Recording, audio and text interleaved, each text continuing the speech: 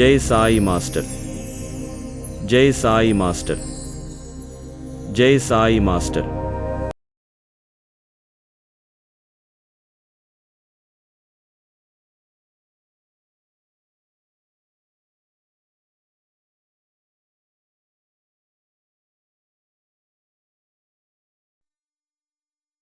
జై సాయి మాస్టర్.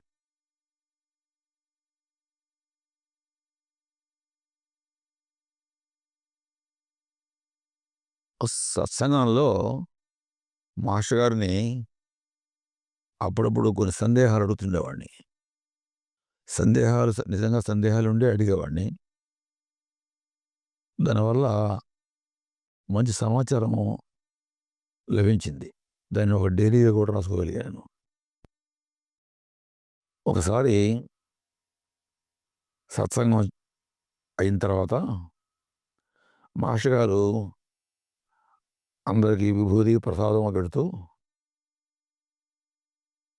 ద్రాక్ష పండు పెట్టారు ప్రసాదంగా. అది ఆకుపచ్చగా ఉండేటువంటి గింజలుండే ద్రాక్ష పండ్లు. సాయి లీలామృతంలో గింజలుండే ద్రాక్ష పండు గురించి ఒక సంఘటన ఉంది. అందరూ దాన్ని చదివే ఉంటారు. ఒక భక్తుడు బాబా ద్రాక్ష పండ్లు ఇస్తే దానిలో గింజలు ఉంటాయి కదా, ఆ పండ్లు తిన్నప్పుడు ఆ గింజలను ఉమ్మేయడం కోసంగా అతను మసీద్ దాటి దూరంగా పోవాల్సి వస్తుంట ప్రతిసారి. ఆయన ఇక ఈ రకంగా గింజలుండే ద్రాక్ష కాకుండా గింజలు లేని ద్రాక్ష కనిచ్చిందంటే మనకు ఈ ఇబ్బంది వచ్చిండదు కదా అనుకున్నారట. అప్పుడు ఆ ద్రాక్ష పండ్ల గుత్తులో నుంచే ఈ కొన్ని ద్రాక్ష పండ్లు పిలిచి బాబా అతనికి ఇచ్చాడట. బాబా పిలిచి అతనికి మళ్ళీ ద్రాక్ష పండ్లు ఇచ్చారు రెండోసారి. వాడు తిన్నప్పుడు వాటిలో గింజలు లేవు. ఆ సంఘటన గుర్తొచ్చి మాస్టర్ గారు ఇచ్చిన ద్రాక్ష పండ్లులో గింజలు ఉండేసరికి నేనుండి మాస్టర్ గారితో తమాషగా, సార్ గింజలు లేని ద్రాక్ష ఇచ్చుంటే బాగుండేది సార్ అన్నాను. నా వైపు నుంచి అదొక జోక్గా తమాషగా అన్నానే కానీ ఆయన వైపు నుంచి ఎంతో గంభీరమైన సమాధానం వచ్చింది. నేను అనింది ఏంటి, తమాషగా గింజలేని ద్రాక్ష పండుగ ఇంటే బాగుండేది సార్ అన్నాను. ఆయన ఏమంటున్నారు, ఎట్లాంటి సంస్కారాలు లేని మనస్సు కనుక ఇచ్చినట్టయితే, ఎట్లాంటి సంస్కారాలు లేని మనస్సును ఇచ్చినట్లయితే గింజలేని ద్రాక్ష వస్తుంది అన్నారు. ఇదే లైన్. ఎలాంటి సంస్కారాలు లేని మనసును ఇచ్చినట్టయితే గింజలు లేని ద్రాక్ష వస్తుంది అన్నారు.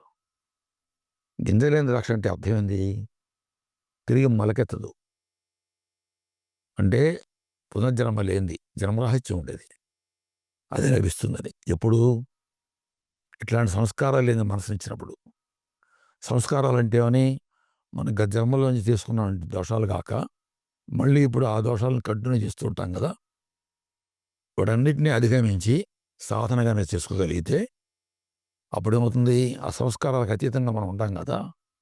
అందువల్ల ఇట్లాంటి సంస్కారాలు లేని మనసు ఇచ్చిన వాళ్ళు అవుతాం మనం. అప్పుడేమవుతుంది, జన్మరాహిత్యం లభిస్తుంది. దాన్ని ఏమంటున్నాడు ఆయన, గింజలేని ద్రాక్షగా చెప్పారన్నమాట. అది ఆ రకంగా ఎంతో గంభీరంగా చెప్పారు. ఎలాంటి సంస్కారాలు లేని మనసుని ఇచ్చినట్లయితే గింజలేని ద్రాక్ష వస్తుంది అనేసి అన్నారు అనమాట. నాకు గింజలు తిరిగిపోయి చెప్పింది నేనేదో తమాషకాలను ఆయన అంత గొప్పగా చెప్పడం. జై సాయి మాస్టర్.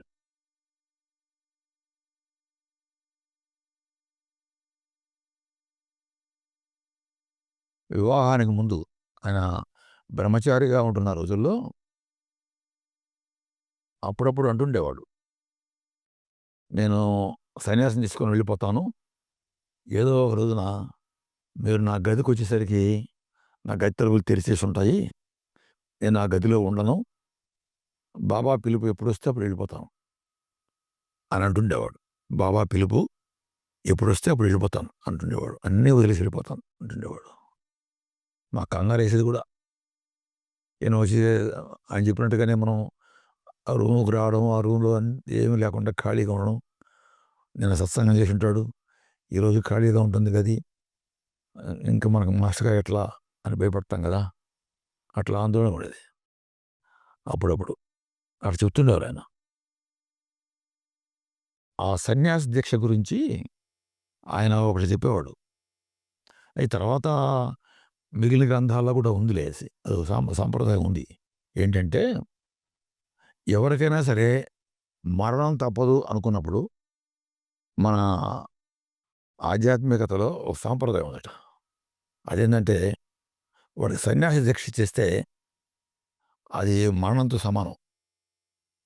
ఈ జన్మ అయిపోయి ఇంకో జన్మలోకి వెళ్ళిపోయినట్లు లెక్క. అంటే ఈ తల్లిదండ్రులు వాడి తల్లిదండ్రులు గారు, ఇప్పుడు ఈ పేరు ఆ పేరు కాదు, వాడికి ఏ ఊరు లేదు, ఏ ఊరు కూడా వాడికి కాదు, అట్లా అయిపోతుందన్నమాట. అందువల్ల అతను సన్యాసం తీసుకున్నట్టయితే ఈ మరణం సమస్య నుంచి తప్పించుకోవచ్చు. ఎప్పుడు కాస్త వయసులో కుర్రవాడిగా ఉన్నప్పుడు ఆ మిగిలిన జీవితాన్ని సాధన కోసంగా వినియోగించుకోవడం కోసంగా ఆయన సన్యాస దీక్ష చేసుకుని తిరగబోతున్నట్టుగా చెప్పేవారు. దానికి ఎవరికైనా కొందరికి సాధన కనుక చేసుకోదలుచుకుంటే, సన్యాసం తీసుకుని వెళ్ళిపోదలుచుకుంటే, సాధనకే పూర్తిగా అంకితం కాదలుచుకుంటే కొన్ని చోట్ల ఎక్కడెక్కడ ఉండొచ్చో నేను చెప్తాను, అక్కడ పోయి ఉండొచ్చు అని కూడా చెప్తుండేవారు. ఒక అతనికి వాళ్ళ తల్లిదండ్రులతో ఏం చెప్పారంటే, మీ అబ్బాయిని నాకు ఇచ్చేసేయండి అమ్మా అన్నారు. ఎందుకంటే అంటారంటే ఆయన పూర్తిగా ఓపెన్ అయ్యి చెప్పలేడు. ఎందువల్లంటే ఆయన తన తపశక్తిని, తన ఆధ్యాత్మిక ఉన్నతిని ఇట్లా పట్టుకున్నాను అని చెప్పేవాడు. ఇట్లా పట్టుకోను అని చెప్పేవాడు. అందువల్ల అందులోంచి బయటపడకుండా ఉండడం కోసం ఆయన ఏదో ఇండైరెక్ట్గా చెప్తుండేవాడు. అటు చెప్పినప్పుడు కొన్ని మనకు అర్థం కావు. మీ మీ అబ్బాయిని నాకు ఇచ్చేసేయండి అమ్మా అన్నారు ఒకసారి ఎవరితో. వాళ్ళకి అది అర్థం కాలేదు, వాళ్ళకంత పరిణతి లేదు పాపం. వాళ్ళు అమ్మ ఇచ్చేస్తే అట్ట ఇంకా భక్తుల్లో కలిసిపోతాడు, సాధువుల్లో కలిసిపోతాడు, ఇంకా మనకు లేకుండా పోతాడు, పెళ్ళి ఏమీ లేకుండా పోతుంది, పెళ్లి చేస్తే కదా కట్నాలు వస్తాయి అనగా వాళ్ళ కట్న పిచ్చి ఎక్కువలే. అట్లా ఉండింది. వాళ్ళు అర్థం చేసుకోవాలి. అంతకంటే బలంగా ఆయన కూడా దాని నుంచి స్ట్రెస్ చేయాల. అతను క్యాన్సర్తో చనిపోయాడు. అంటే ఆ మరణం నుంచి తప్పించడం కోసంగా కాబోలు మాస్టర్ గారు అతన్ని నాకు ఇచ్చేసేయండి అని అంటున్నాడు. ఇట్లాంటి సంఘటన ఇంకోటి కూడా జరిగింది. ఒకతను ఒక కుర్రాడు కాలేజ్ స్టూడెంటు మాతో కూడా సత్సంగానికి వస్తుండేవాడు. కానీ అతను మా నుంచి కొంచెం ప్రత్యేకంగా కనబడుతుండేవాడు చూడడానికి. ఎక్కువగా సైలెంట్గా ఉండేవాడు. ఆయన చెప్పిన మాటలు పూర్తిగా వినేసి వెళ్తూ ఉండేవాడు. ఒక రోజున నేను పూర్వపాలు మాకు తెలియదు అంతకుముందు అతను ఏం చేశాడంటే సత్సంగానికి సత్సంగానికి రాకుండా మేమంతా సత్సంగం అయిపోయి గదిలో నుంచి వెళ్ళిపోతున్నాం. మాస్టర్ గారు మమ్మల్ని అందరినీ సత్సంగా నుంచి కాస్త ముందుగా ఎర్లీగా ఇవాళ వెళ్ళిపోండి, నాకు వేరే పని ఉంది అన్నారు. మేము 7:30 లోపలనే బయట వచ్చేసాం సాయంకాలం.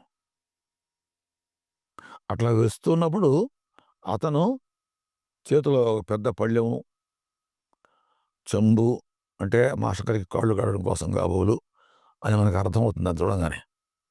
టవలు అవన్నీ పెట్టుకొని మాకు ఎదురుపడ్డాడు. దగ్గరలోనే ఎదురుపడ్డాడు, మాస్టర్ గారి గది దగ్గరలోనే ఎదురుపడ్డాడు. ఓహో! ఇతనికేదో మాస్టర్ గారి దగ్గర ఆడ పోయి ఇతనికి మాస్టర్ గారికి ఏదో పూజ చేయబోతాడు ఇతను. అందుకని వాళ్ళు మాస్టర్ గారు మనల్ని పంపించేశారు అన్నాను నేను.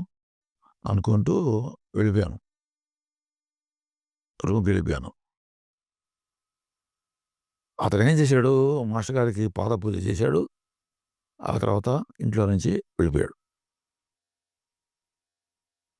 అప్పటికి అతను ఆహ్, డిగ్రీ ఫైనల్ ఇయర్ చదువుతున్నాడు. వెళ్ళిపోయాడు. ఇంటి నుంచి వెళ్ళిపోయాడు.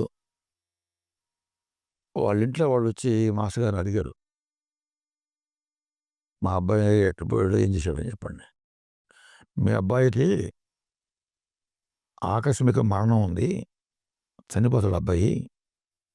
సన్యాసి దీక్ష తీసుకున్నట్టయితే ఆ అబ్బాయిని ఆ మరణం నుంచి తప్పించవచ్చు.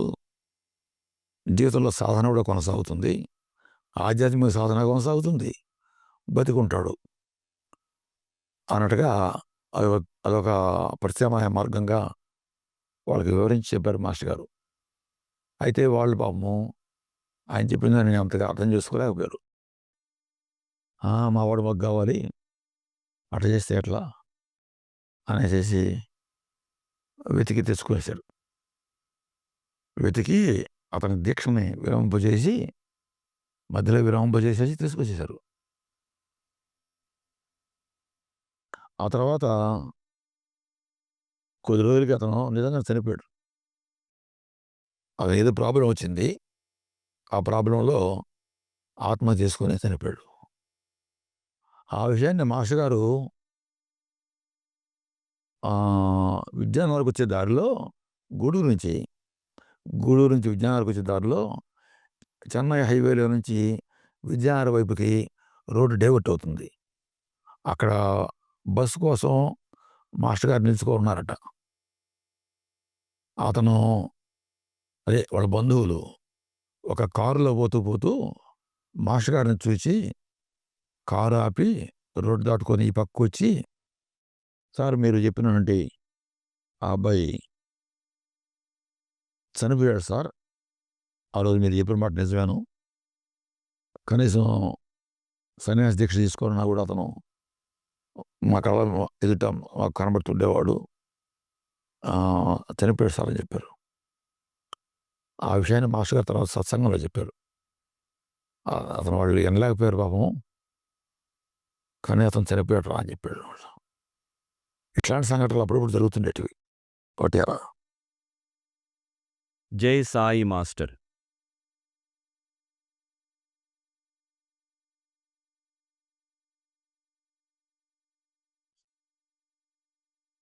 మాస్టర్ గారి దగ్గరికి సత్సంగానికి వచ్చే వాళ్ళలో చక్కగా జీవితాన్ని సార్థకం చేసుకున్న వాళ్ళు ఉన్నారు కొద్దిమంది. అది కూడా మాస్టర్ గారి దయే. దాని వెనకాల కూడా మాస్టర్ గారి దయే ఉంటుంది. ఆ మాస్టర్ గారి దయని సరిగ్గా వినియోగించుకోవడం అంటే ఎట్లా ఉంటుందంటే, ఆ దయ ఒక సూర్యకాంతిలాగా, ఒక వెన్నెల్లాగా కురుస్తూ ఉంటుంది.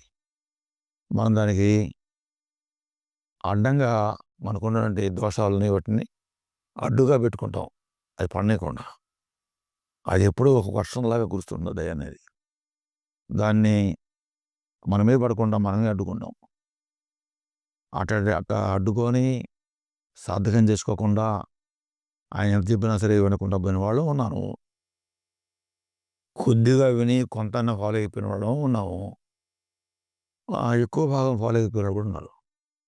అట్లా ఫాలో అయిన వాళ్ళలో పెసర సుబ్బరామయ్య గొలగంబడి ఆయన ఆచార్య కాలంలో అంటే బాగా పెద్దవాడుగా ఉండి, వివాహితుడిగా ఉండి, ఉద్యోగం చేస్తూ ఉండి, ఆ వయసులో ఉన్న వాళ్ళు ఒక ఫ్రేమ్ నుంచి ఇంకో ఫ్రేమ్లోకి మారరు మనసు. ఆయన మారాడు. పూర్తిగా మాస్టర్ గారి సత్సంగం నుంచి నేర్చుకున్న తర్వాత వెంకటేశ్వర భక్తుడిగా మారిపోయాడు. తన జీవితాన్ని గొలగంబడిలో వెంకటేశ్వర ఆశ్రమానికి డెడికేట్గా ఉండిపోయేసి చివరికి వెంకటేశ్వరలోనే ఐక్యమైపోయాడు అనుకోవచ్చు. దానికోసం ఎంతో శ్రమ పడేవాడు. గొలగముడిలో ఆశ్రమంలో కొన్ని ప్రోగ్రామ్స్ ఫస్ట్లో సెట్ చేసినవాడు ఆయనే. అప్పట్లో ఎవరు ఉండేవాడు కాదు. ఇది హారతలు, అభిషేకం అంతా కూడా ఆయన చేసేవాడు. ఆ తర్వాత ఆశ్రమం డెవలప్ అయిందన్నమాట. అంత దాని డెడికేటెడ్గా స్వామి కోసం ఉండిపోయినాడు ఆయన సుబ్బరామయ్య గారు. ఆ చరిత్ర రాయడం కోసంగా ఆయన ఎంత రిస్క్ తీసుకున్నాడంటే, ఒంగోలులో మాస్టర్ గారు ఉండేవాడు. మాస్టర్ గారిని సంప్రదించడం కోసంగా ఇతను గొలగం నుంచి ఒంగోలు పోయేవాడు. కలిచేడులో టీచర్ ఉద్యోగం. ఉదయం లేచి కలిచేడు పోయేది స్కూల్కి. అక్కడ స్కూల్ అయిపోయిన తర్వాత అక్కడి నుంచి నేరుగా నెల్లూరుకి వచ్చేది. నెల్లూరు ట్రైన్ ఎక్కి నైట్కి ఒంగోలు చేరేది. ఒంగోలులో మాస్టర్ గారి దగ్గర కూర్చొని ఆ బుక్ రాసేది. మళ్ళా అర్ధరాత్రికి బయలుదేరి ఉద్యానకంతా మళ్ళా నెల్లూరు దిగేది, గొలగముడికి వచ్చేది, గొలగముడి నుంచి మళ్ళీ స్కూల్కి పోయేది. అట్ట తిరగడం. వెంకటేశ్వర స్వామి చరిత్ర అంతగా కష్టపడి రాశాడు ఆయన. అంతా మాస్టర్ గారు చెప్పిన దాన్ని జీవితంలో అంత మేరకు దాదాపుగా పీక్ స్థాయిలో ఉపయోగించుకున్నవాడు ఆయనవాడు. అది జై సాయి మాస్టర్.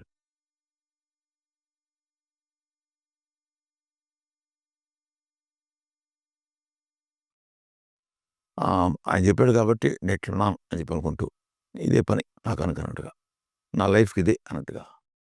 అయితే నా విషయంలో మాత్రం ఏం జరిగిందంటే,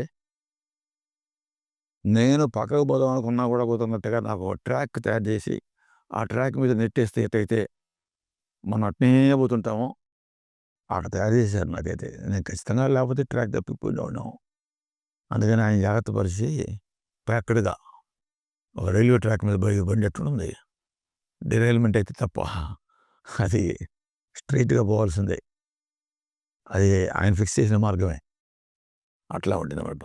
నన్ను ఆయన మొట్టమొదటి ఆయన అక్కడ ఒంగోలులో మొట్టమొదటి దర్శించినప్పుడు, విజయనగరం నుంచి ఆయన ఒంగోలు పోయిన తర్వాత ఒంగోలు మొట్టమొదటిసారిగా దర్శించినప్పుడు ఆయన నెక్స్ట్ ఏం తెలుసుకున్నావు అన్నారు.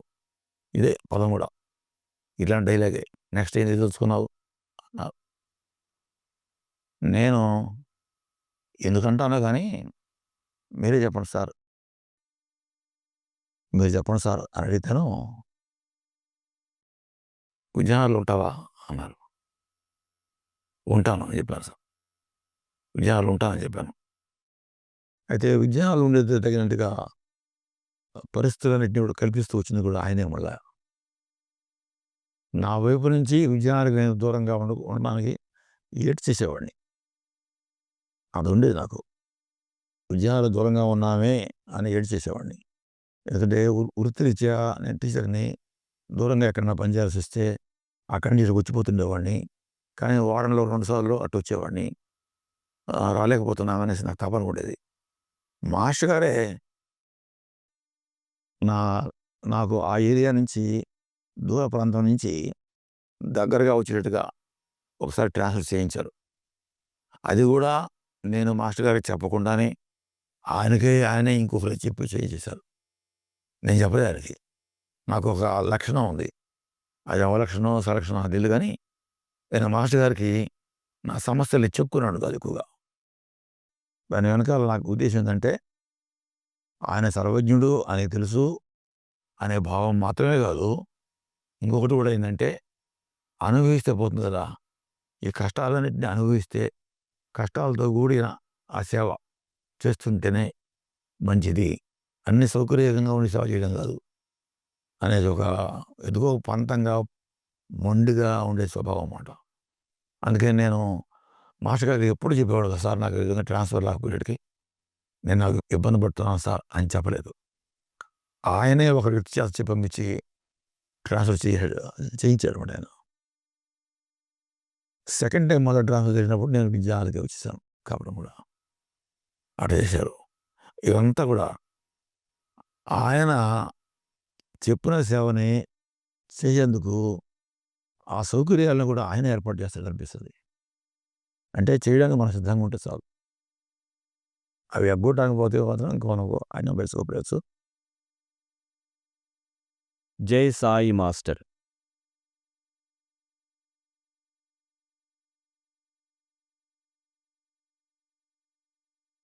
అయితే దాన్ని మాస్టర్ గారు నాకు కల్పించినటువంటి సాధనా మార్గాన్ని ఇక్కడ ఉండి సేవ చేసుకోమని చెప్పారు. విజయనగరంలో మానేసాయి.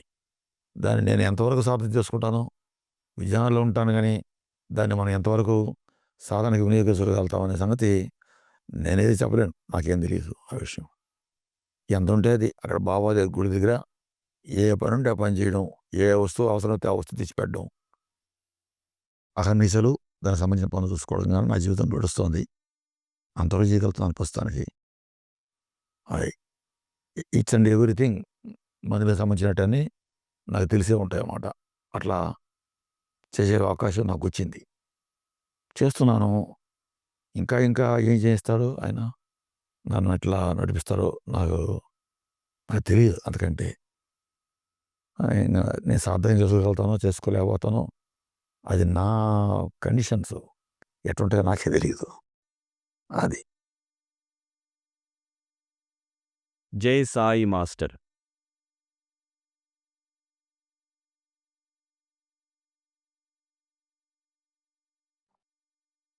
ఆ రకంగా ఆయన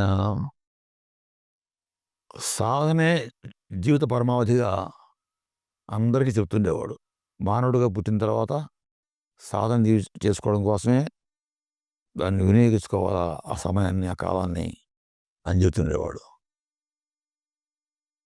దానికి ఆయన ఒక మాట అంటుండేవాడు ఆయన భాషలో. పళ్ళు బిగించి లగిచేస్తే పోలా అనేవాడు. పళ్ళు బిగించి లగిచేస్తే పోలా అనేవాడు. ఒక సరస్సులో ఎక్కడన్నా ఈత కొట్టేవాడు, నదిలో ఈత కొట్టేవాడు, ఆ ఈత పూర్తయ్యేదాకా అవతల గట్టు చేరేదాకా ఎట్టయితే ఒక పట్టుదలగా ఉంటాడో అవతలకి వెళ్ళిపోయేదాకా వాడిలాగా సాధన చేసేస్తే పోలా అని చెప్పడం కోసంగా ఆయన పళ్ళు బిగించి లగిచేస్తే పోలా అనేవాడు.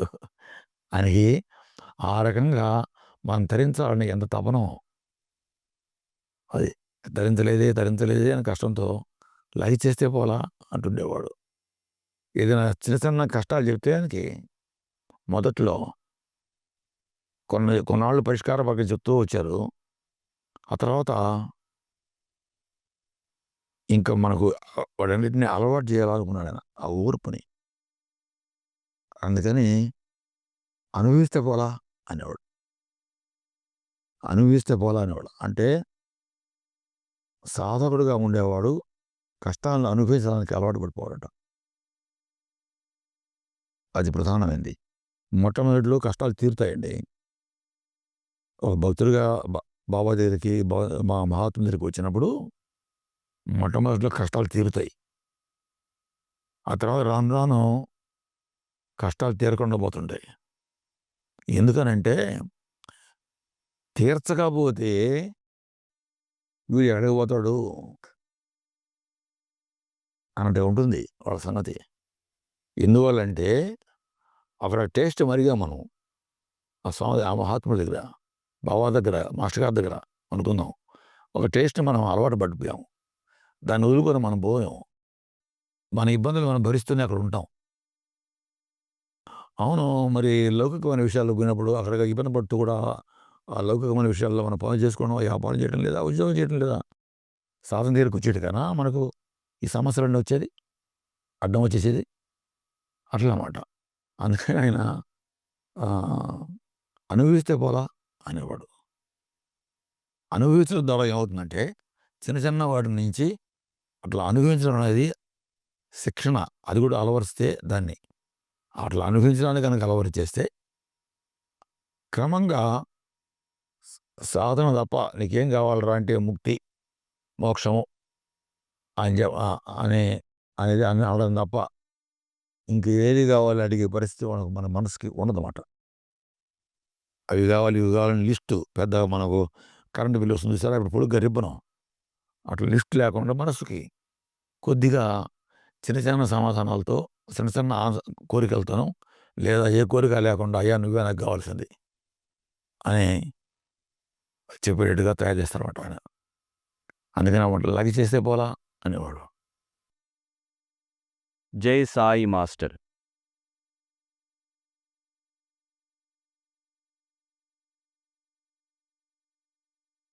ఇక్కడ ఏమవుతుందంటే ఆయన దగ్గరకు వచ్చిన వాళ్ళకి అందరికీ ఆయన ఒకటే చెప్పలేదు. అతని సన్యాసి దీక్ష తీసుకోమని చెప్పినారు. ఇంకో అతను రఘు అని అతనికి పాటికి అతనే వెళ్ళిపోయాడు. ఏది బాబా సందేశం వచ్చిందన్నట్టుగా వెళ్ళిపోయాడు ఆయన. సన్యాసి దీక్షని మరణం నుంచి తప్పించుకోవడం కోసంగా మరి సాధన చేసుకుంటూ ఇక్కడ ఈ లైఫ్లోనే ఉండేట్టుగా గురువుకి ఎరుగ్గా ఉండేట్టుగా చేసుకోవచ్చు అనే ఉద్దేశంతో టెక్నికల్గా ఆయన ఒక టెక్నిక్గా చెప్పేవాడు సన్యాసి దీక్షని. అటు చెప్తుండేవాడు. కానీ ఎవరికి వాడికి ప్రత్యేకంగా ఆయన సాధనా మార్గం చెప్పున్నారు. ఎవరిది వాడికినే. దాంతోపాటుగా కామన్గా చెప్పినట్టు మాత్రం పారాయణ చేసుకోమని, నామజపం చేసుకోమని, భజనలకి సత్సంగాలు చేసుకోమని, పూజ అవన్నీ అలవరుచుకోమని చెప్తుండేవాడు. ధ్యానం చేసుకోమని చెప్పేవాడు. అవి కాక ఇంకేదైనా ఉంటే అవన్నీ ఇండివిజువల్గా వ్యక్తిగతంగా ఎవరికి వాళ్ళగా ఉండేటివి. అయితే సన్యాసం తీసుకొని వెళ్ళిపోమని అందరికీ చెప్పడం లేదు. ఎవరూ సన్యాసం తీసుకోవాల్సిన అవసరం లేదు. ఆ సన్యాసం అనేది ఒక ప్రోగ్రామ్గానే కాదు, దాన్ని డినై చేసినవాడు కాదు. అది చాలా గొప్ప విషయంగానే చెప్పేవాడు దాన్ని సన్యాసి దీక్ష గురించి. కానీ అందరూ దానికి అర్హులు కాదు అని చెప్పేవాడు. ఎక్కువగా గృహస్థాశ్రమమే కరెక్ట్ అయింది, భద్రమైంది అని చెప్పేవాడు. గృహస్థాశ్రమమే భద్రమైంది అనేసి అనేవాడు. తను కూడా వివాహం చేసుకునే విషయం గురించి చెప్తాడు లాస్ట్లో. నేను వివాహం చేసుకున్నట్టయితే నా దగ్గరికి వచ్చే సత్సంగ సభ్యుల్లో ఆడవాళ్ళు కూడా ఉంటారు కదరా, వాళ్ళు కూడా ఉచితంగా జంకు లేకుండా బెరకు లేకుండా రాగలుగుతారు. వాళ్ళ ఇళ్లలో వాళ్ళు పర్మిషన్ ఇస్తారు రావడానికి. ఆ రకంగా మనకు ఆ మహిళలకు కూడా ఉపయోగపడుతుంది అని చెప్పేవాడు ఆయన. అట్లా ఆయన పరంగా ఆడ చెప్పాడు. మన పరంగా చెప్తాడు, ఆవేశంతో మనం సత్సాన్ని సాధన చేసుకుంటాను అనేసి తొందరపాటుతో కనుక బయటికి వెళ్ళిపోతే ఆ తర్వాత లక్ష్యం మర్చిపోయేసి అంత లోతుగా నాటుకోలేక మనకు భావాలు. ఆవేశం తప్ప అంత లోతుగా నాటుకోలే. అందువల్ల ఏమవుతుంది, అది డిస్టర్బ్ అయిపోయేసి సాధనకు కానీ ఇంకా దేనికి కూడా కాకుండా ఇట్లా లౌకిక జీవితం సరిగ్గా లేదు, ఇట్లా లౌకికమైన జీవితం సరిగ్గా ఉండదు, అటు ఆధ్యాత్మికత ఉండదు. రెండు జడలు ఎవడవుతాడు. కాబట్టి వివాహం అనేది ఒక భద్రమైన సాంప్రదాయం, గృహస్థ జీవితం అని చెప్పేవాడు అన్నమాట ఆయన. ఆ రకంగా చెప్తూ వీలైనంత వరకు మనకు ఏదైనా పారాయణ అవి చేసుకొని అట్లా వచ్చిన సంబంధాన్ని చేసుకోవడం ఆ రకంగా చేసుకోమని చెప్పేవాడు ఆయన. అది వివాహం చేసుకోమనేది ఎక్కువగా అందరూ ఎక్కువ మంది చెప్పేవాడు ఆయన. జై సాయి మాస్టర్.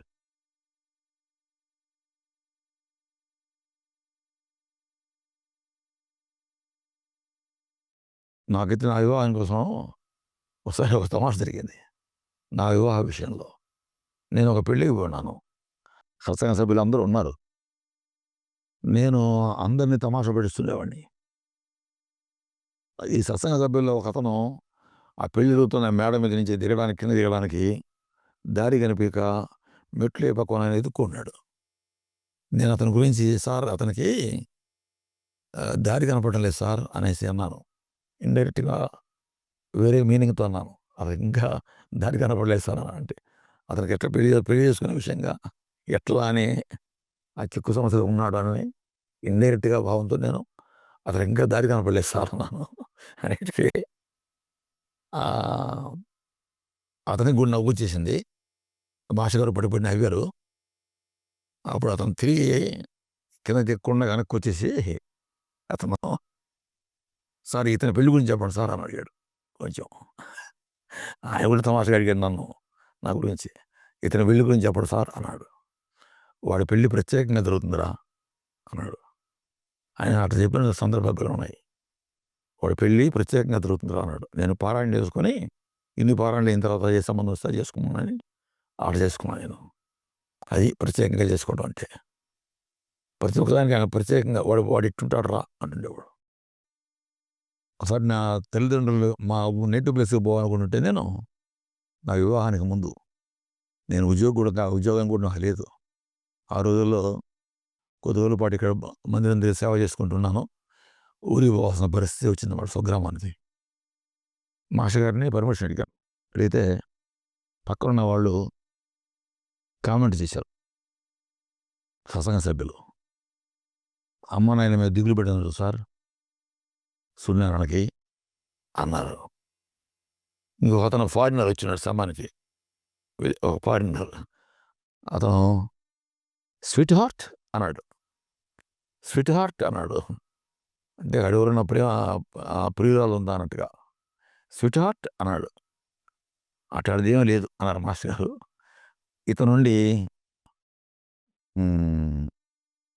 అదే అమ్మ నాన్న మీద దిగులు పడ్డాడు సార్ అనగానే మాస్టర్ గారు వాడికి అట్లాంటివే ఉండవురా అన్నారు. వాడికి అట్లాంటివే ఉండవురా అన్నారు. అది ఆయన ప్రత్యేకత. ఆడ చెప్తూ వచ్చేవాడు. అంత దగ్గరగా ఉండేదేవాడు ఆయనతో మాస్టర్ గారితో అన్ని విషయాలను.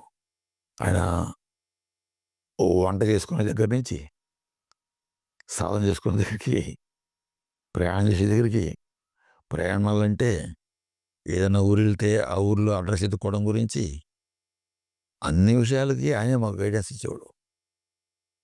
గుంటూరు వెళ్తున్నాను, ఆయన ఒక పని చెప్పారు గుంటూరులో. ఆ అడ్రస్ ఎత్తుక్కుంటూ పోవాలంటే ఒరే సినిమా హాల్స్ అట్లాంటి గుర్తుపెట్టుకుంటే ఈజీరా, పలానా సినిమా హాల్ పక్కన ఉంటుంది అనుకుంటే రిక్షా వాడు చెప్తే వాడు ఆ సినిమా హాల్లో తీసుకెళ్తాడు రా. అట్లా కొండ గుర్తుపెట్టుకోవాలి అనేవాడు. తర్వాత కాగితం మీద మ్యాప్ గీస్తాడు మాస్టర్ గారు. ఆయన పంపించదలుచుకున్న చోటుకి ఎట్లా పోవాలనో బొమ్మ గీసి చూపించేవాడు.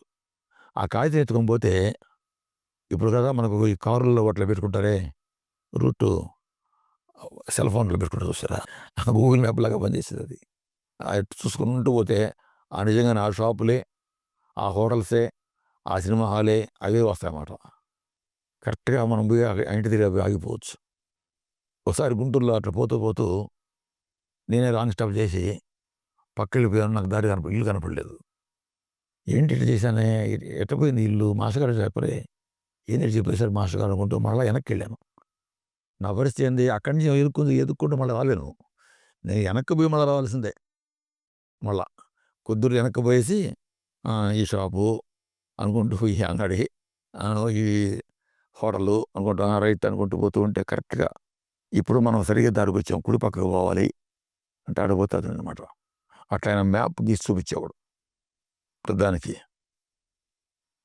వంట చేసేదానికి మార్గం కూడా సులభమైన మార్గం అని చెప్పేవాడు. ఎటు చేసుకోవాలి అటు చేసుకోవాలి అనేసి. సరే కాకరకాయ కూర చేసుకోవాలని చెప్పాడు మాకు. అట్లా చెప్తుండేవాడు. అన్ని ఎవ్రీథింగ్ ఆయన చెప్తేనే, ఆయన చెప్పినట్టుగానే చేసుకునేవాడు. మేము కూడా ప్రతిదానికి ఆయనే మాకు గైడెన్స్ ఇచ్చేవాడు. ఏదో చిన్న ప్రకారంలాగా ఆయన పడి ఉండేవాడు. మేము ఆయన చెప్తుండేవాడు మాకు. సర్వము ఆయనదే మాకు. అట్లా ఉండే. జై సాయి మాస్టర్.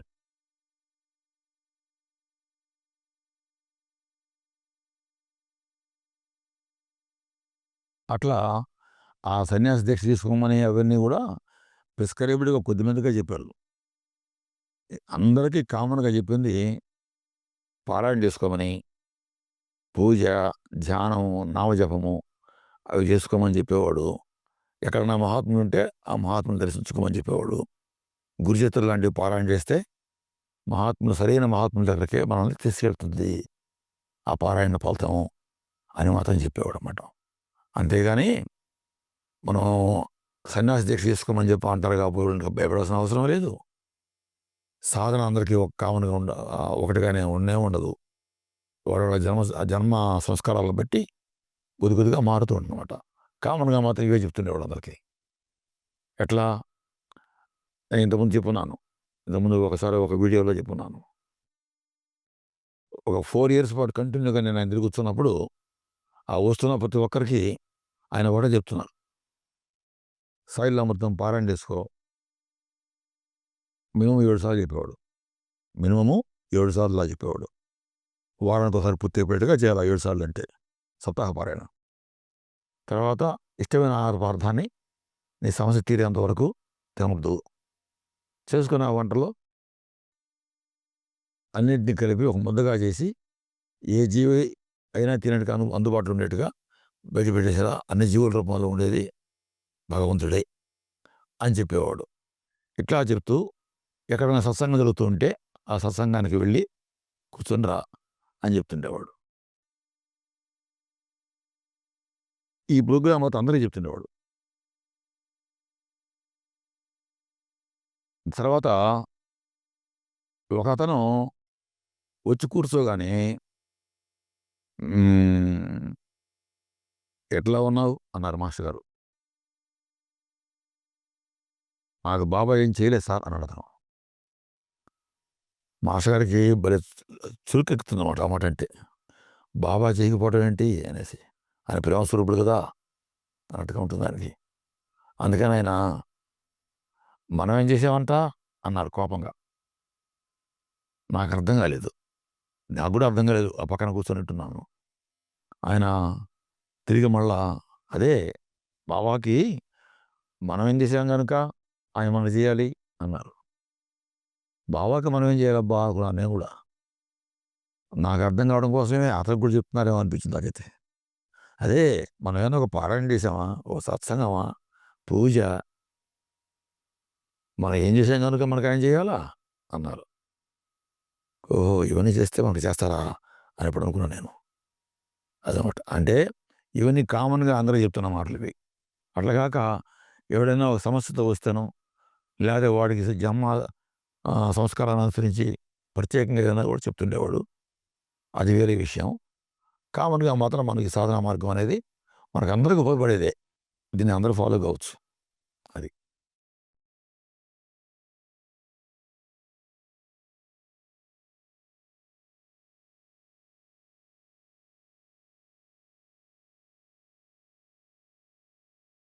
జై సాయి మాస్టర్. జై సాయి మాస్టర్. జై సాయి మాస్టర్.